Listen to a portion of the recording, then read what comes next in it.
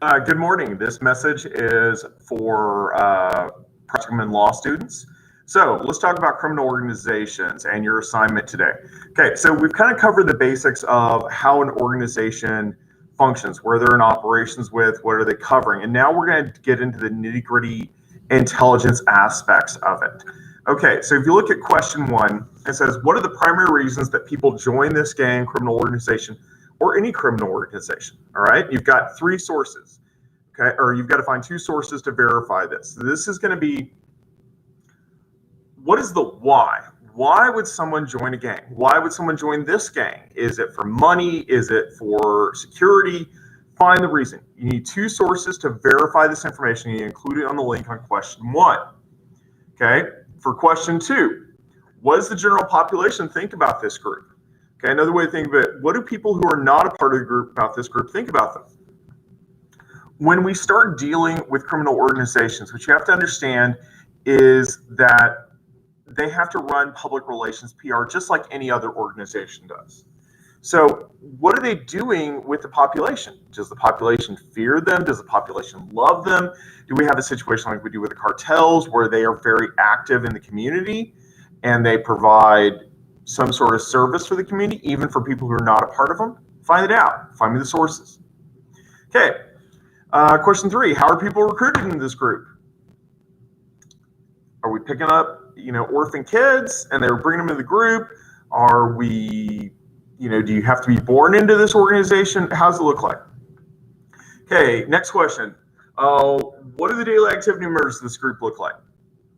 See if you can find a life in the day. And this would be a video. By the way, you can use videos for any of these things, guys, for your sources. Just summarize the videos, okay?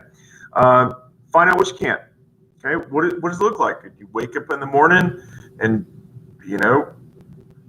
go cap a fool? Go do a line? I don't know. I mean, is it like, you know what? It's Saturday. It's shanking Saturday. Shank, shank, shank, shank, shank. What are your daily activities? Okay, and lastly, last question. Who's in charge of this group? Is it a council? Is it a figurehead? Is it a cartel boss? Is it some old Italian dude who lives in a castle and drinks human blood? Probably not that last one. Find out who's in charge.